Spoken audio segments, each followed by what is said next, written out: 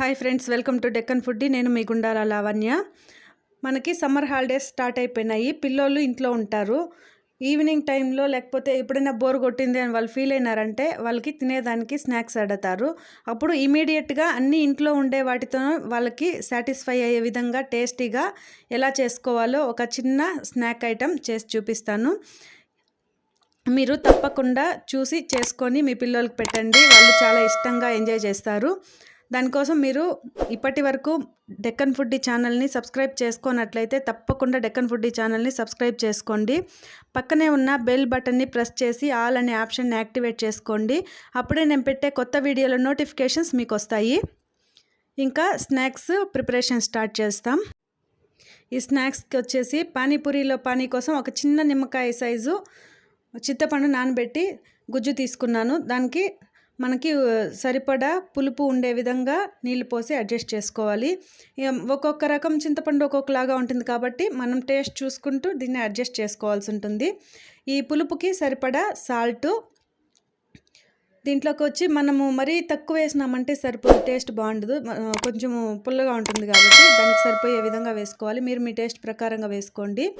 జీలకర్ర పొడి ఒక 1/2 టీ స్పూను, కొంచెం సన్నగా తరిగిన కొత్తిమీర, ఇదంతా వేసి బాగా మిక్స్ చేసుకోవాలి. దీంతోపాటు కొద్దిగా బెల్లం కూడా వేసుకోవాలి. బెల్లం వేసేదానివల్ల పులుపుకి టేస్ట్ చాలా బాగుంటుంది కాబట్టి తప్పకుండా బెల్లం కూడా కొద్దిగా వేసి యాడ్ చేసుకోండి. నాకు దీంట్లోకి జీలకర్ర పొడి కొద్దిగా తక్కువ అనిపించింది, అందుకే మళ్ళీ ఒక చిటికెడు జీలకర్ర పొడి వేసుకుంటా ఉన్నాను.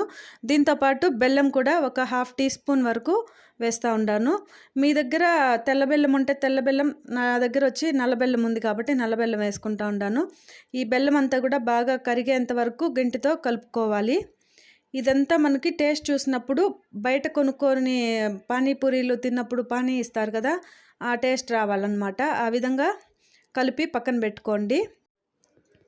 నేను 2 ఉర్లగడ్డలు పొట్టు తీసేసి బాయిల్ చేసి పక్కన పెట్టుకున్నాను.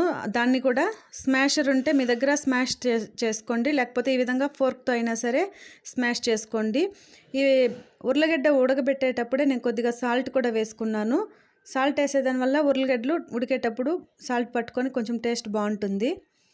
దీంట్లోకి ఇప్పుడు ఒక ఎర్రగడ్డ, పెద్ద ఎర్రగడ్డ ఒకటి సన్నగా కట్ చేసి పెట్టుకున్నాను. ఒక 2 పచ్చిమిరపకాయలు కారానికి కోసము, కొద్దిగా సన్నగా తరిగిన కొత్తిమీర, ఒక చిటికెడు పసుపు, ఒక 1/2 టీ స్పూన్ కారం, కొంచెం చాట్ మసాలా, కొంచెం జీలకర్ర పొడి, ఒక 1/4 టీ స్పూన్ జీలకర్ర పొడి, 1/4 టీ స్పూను చాట్ మసాలా. ఇవి వచ్చేసి చాట్ మసాలా వచ్చేసి మన ఫ్లేవర్ని బట్టి అడ్జస్ట్ చేసుకోవాలి. సాల్ట్ రుచికి సరిపడా. నేను ఆల్రెడీ ఉర్లగడ్డలు వేసినానని చెప్పినాను కదా, ఇప్పుడు ఎర్రగడ్డల కోసము వేసినాను. ఇదంతా బాగా మిక్స్ చేసుకోవాలి. నేనైతే చేత్తో కలుపుతూ ఉన్నాను, మీరు స్పూన్తో అయినా సరే మీ సౌకర్యాన్ని బట్టి కలుపుకోండి. మీ దగ్గర లెమన్ ఉంటే కొద్దిగా లెమన్ యాడ్ చేసుకోవచ్చు, అది ఎక్కువ కాదు, ఒక 1/4 టీ స్పూన్ అంతా లెమన్ యాడ్ చేసుకున్నారంటే టేస్ట్ ఇంకా బాగుంటుంది. నా దగ్గర లెమన్ లేదు కాబట్టి నేను వేయలేదు. ఇదంతా బాగా కలుపుకున్న తర్వాత పూరీలు ఉంటాయి కదా, మనకి పాపడ్స్ లాగా దొరుకుతాయి రెడీమేడ్వి, అవి తెచ్చి నూనెలో డీప్ ఫ్రై చేసుకొని పక్కన పెట్టుకున్నాను. వాటికి ఈ విధంగా మధ్యలో హోల్ చేసేసి ఈ ఉర్లగడ్డ మిశ్రమాన్ని దీని లోపలికి పెట్టేయాలి. దీని లోపలికి పెట్టేసి పానీలో ముంచుకొని తింటా ఉంటే చాలా టేస్టీగా ఉంటాయి. పిల్లలు కూడా చాలా ఇష్టంగా తింటారు. మళ్ళీ నా అన్నం కూడా అడగరు అనమాట, అంత బాగుంటుంది. ఇవి అంత ఎక్కువగా తింటారు, క్వాంటిటీ కూడా. 1, 2 తినేసి లేకపోతే ఒక 4, 5 తినేసి వదిలేద్దామనే ప్రసక్తే ఉండదు, అంత టేస్టీగా ఉంటాయి. కాబట్టి మీరు కూడా మీ పిల్లలకి ఈ విధంగా చేసి పెట్టండి. సమ్మర్ హాలిడేస్కి బాగా తిని ఎంజాయ్ చేస్తారు. అన్ని పూరీలకు కూడా మధ్యలో హోల్ చేసి ఇదే విధంగా ఆలుగడ్డ స్టఫింగ్ చేసి పెట్టుకుంటా ఉన్నాను. మళ్ళీ ఈ పానీతో కొంచెం సర్వ్ చేసుకున్నామంటే చాలా టేస్టీగా ఉంటుంది. ఈ వీడియో మీకు నచ్చినట్లయితే తప్పకుండా లైక్ చేయండి, మీ ఫ్రెండ్స్కి రిలేటివ్స్కి షేర్ చేయండి. మరిన్ని మంచి రెసిపీస్తో మళ్ళీ కలుద్దాం. Thank you, bye bye.